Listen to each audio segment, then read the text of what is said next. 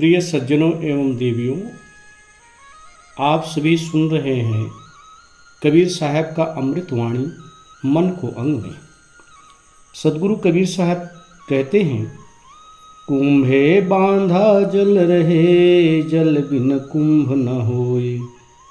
ज्ञाने बांधा मन रहे, मन बिनु ज्ञान न होए।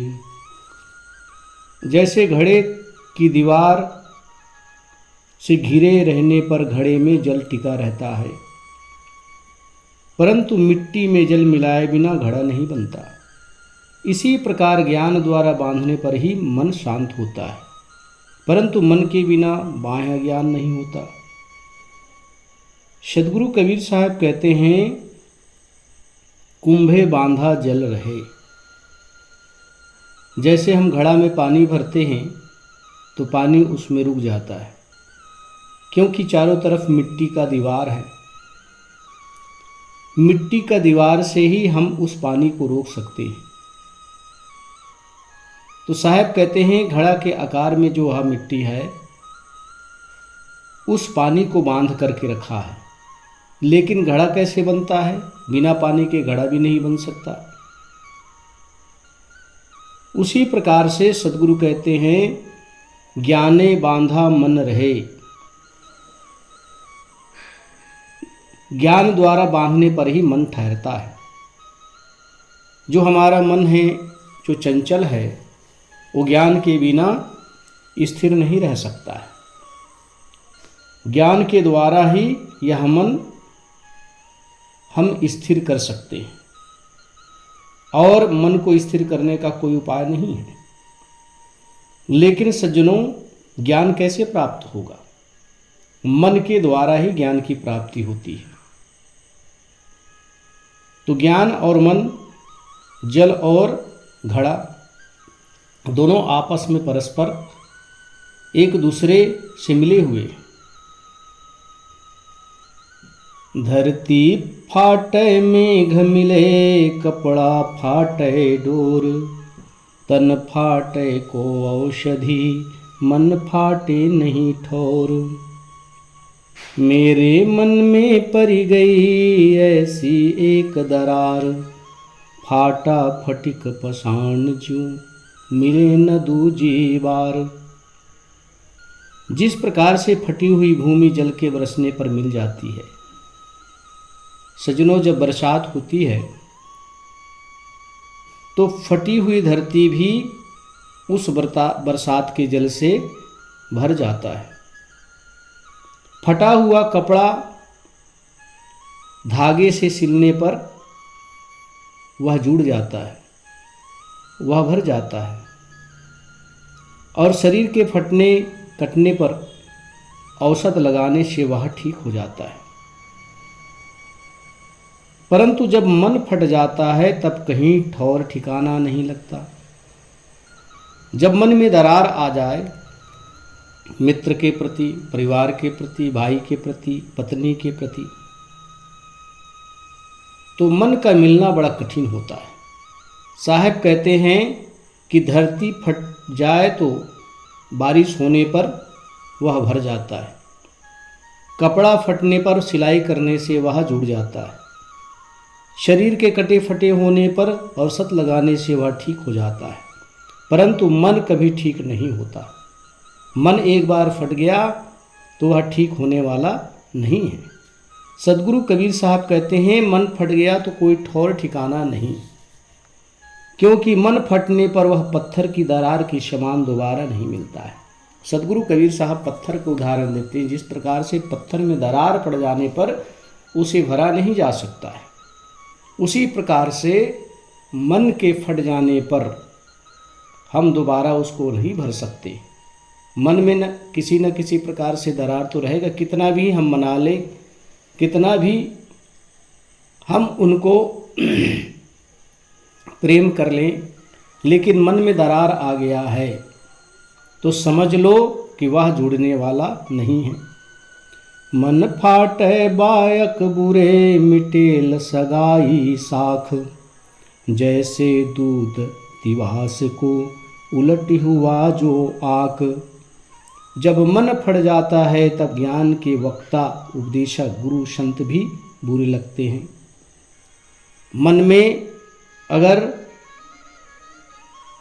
वैर भाव आ गया है, मन फट गया है, तो उपदेश देने वाले गुरु संत भी बुरे लगते हैं। कितना भी प्रिय से प्रिय माना हुआ पत्नी, परिवार, भाई, बंधु मन फट गया है तो वह भी बुरे लगने लगते। प्रेम नष्ट हो जाता है और धाक मिट जाती है। मन फटने पर प्रेम नष्ट हो जाता है और धाक मिट जाती है। ऐसे मनुष्य की दशा ऐसी उल्टी हो जाती है कि जैसे बिना औटाया हुआ 3 दिन का रखा हुआ कच्चा दूध बिगड़कर मदार के दूध के सदृश विषैला हो जाता है। सदगुरु कबीर साहब कहते हैं कि जिस प्रकार से दूध 3 दिन से रखा हुआ है तो वह औट कर गाढ़ा होकर वह विषैला हो जाता है। जैसे मदार के दूध विषैले होते हैं उसी प्रकार से वह दूध भी विषैला हो जाता है। उसी प्रकार से फटा हुआ मन, प्रिय माने हुए परिवार, बंधु, पति, जब मन फट जाता है तो सब बुरे लगने लगते हैं। बात बनाई जग ठगियो, मन पर मोधा नाही, कहें कबीर मन ले गया, लख 84 माही। ज्ञान की चिकनी चुपड़ी बात बनाकर जगत को ठगता रहा, परंतु अपने मन को ज्ञानोपदेश पर शांत नहीं किया। ऐसे लोगों को मन चारों खानियों की नाना देहों में ले गया। सदगुरु कबीर साहब उन उपदेशकर्ताओं को कहते हैं जिनके आचरण उपदेश के अनुसार नहीं होते हैं। साहब कहते हैं कि ज्ञान की चिकनी चुपड़ी बातें तो बहुत किए, जगत को समझाने का, जगत को उपदेश करने का बहुत प्रकार से उपाय किए, परंतु स्वयं के मन का सुधार नहीं है, स्वयं के मन शांत नहीं है। ऐसे लोगों को मन चारों खानियों की नाना देहों में ले जाता है। मनुष्य के अलावा 3 खाने के और जीव हैं, पशु, पक्षी और कीट।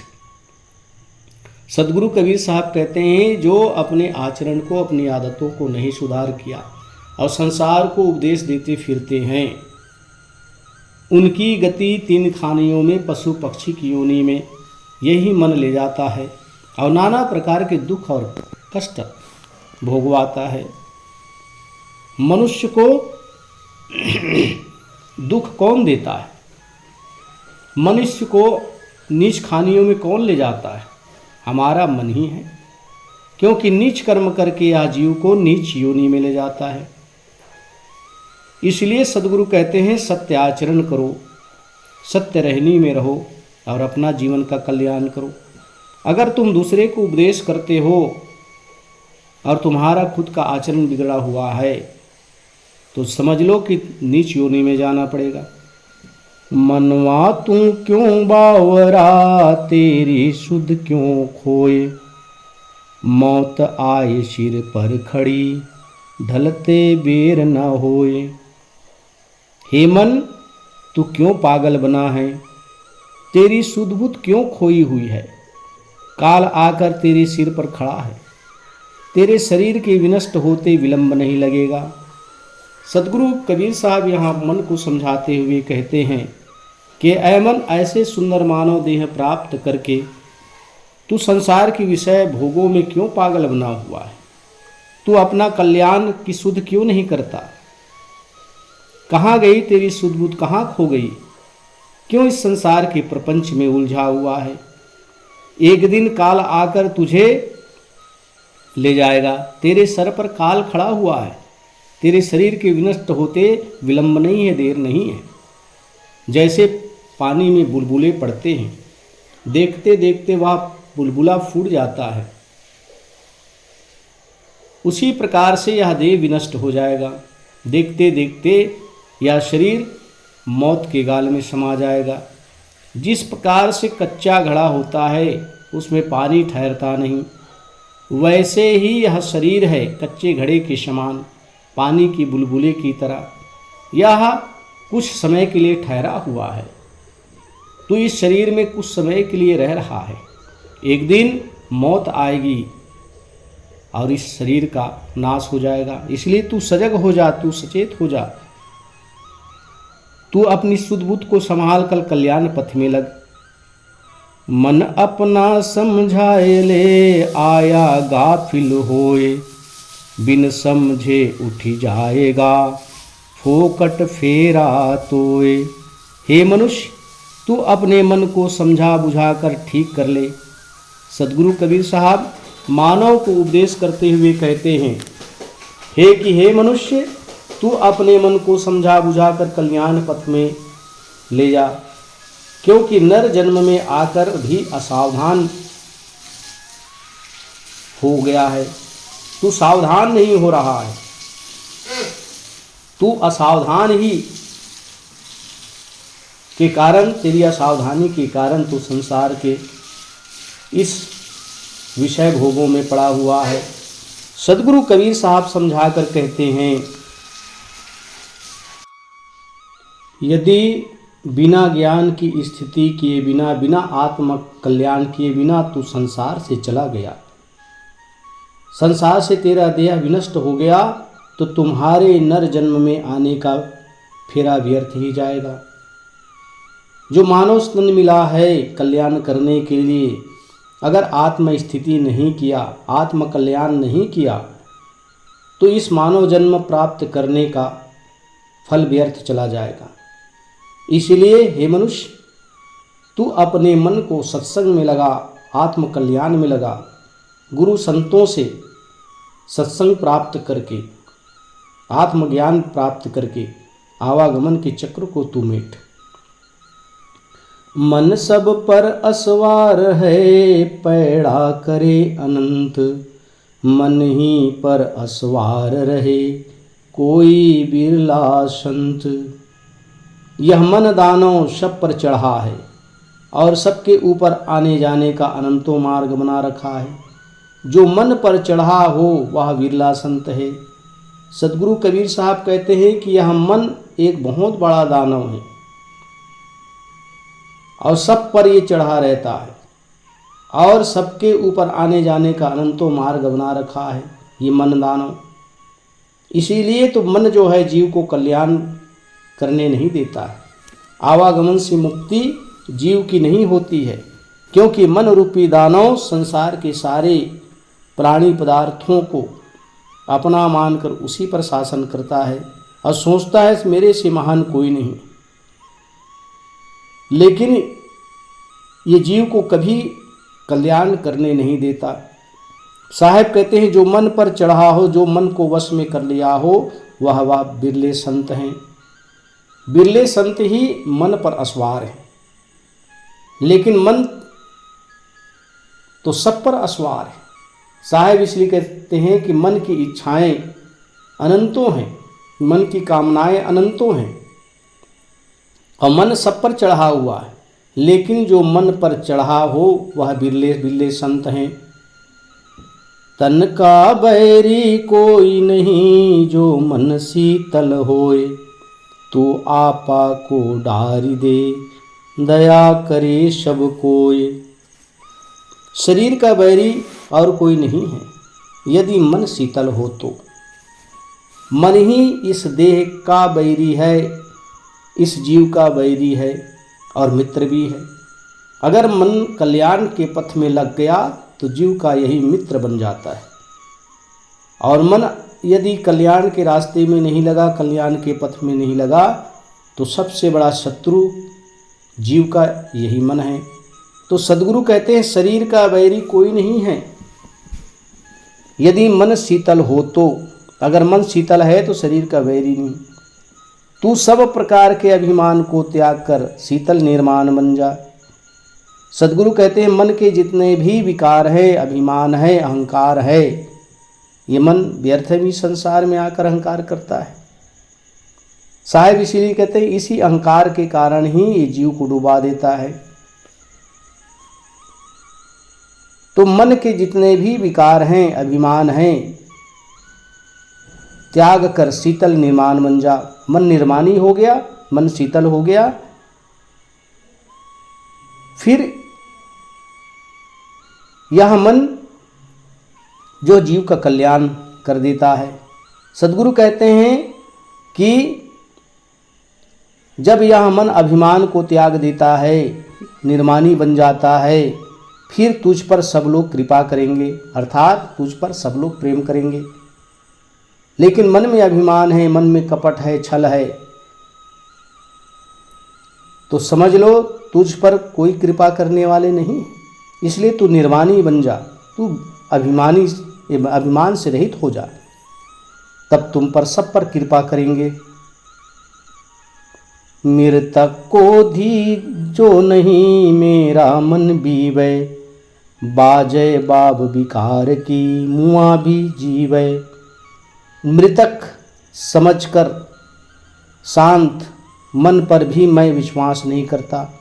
सद्गुरु कहते हैं कि मन को शांत समझकर, मृतक समझकर मैं इस मन पर भी विश्वास नहीं करता। मेरा मन उससे भी डरता है, क्योंकि विषय विकार के वायु लगने पर मृतक मन भी जी उठता है। सद्गुरु कबीर साहब कहते हैं कि इस मन को मृतक समझकर, शांत समझकर तू लापरवाह मत बन। इस मृतक मन पर विश्वास मत कर, क्योंकि मन कब विषय विकार के वायु से जग जाए, कब विषय विकार की वायु में बह जाए, इसका कोई पता नहीं, कोई ठिकाना नहीं। इसलिए जीवन पर्यंत मन से सावधान रहने की महान आवश्यकता है। जब तक शरीर में प्राण है तब तक मन से सावधान रहना चाहिए, क्योंकि मन ना जाने कब विकारी हो जाए, मन में कब संसार के विषयों के प्रति आसक्ति बना ले, क्योंकि मन का स्वरूप क्षण क्षण बदलते रहता है। इसीलिए कठिन साधना करके इस मन को कल्याण पथ में लगाए रखना, क्योंकि ना जाने यह मन कब इस जीव को जंजाल में फंसा दे, कब यह जीव को भवचक्र में फंसा देगा, क्योंकि मन सारे पाप और पुण्य के करता धरता है। मन पाप भी कराता है और मन पुण्य भी कराता है। इसलिए जीवन पर्यंत मन से सावधान रहने की आवश्यकता है।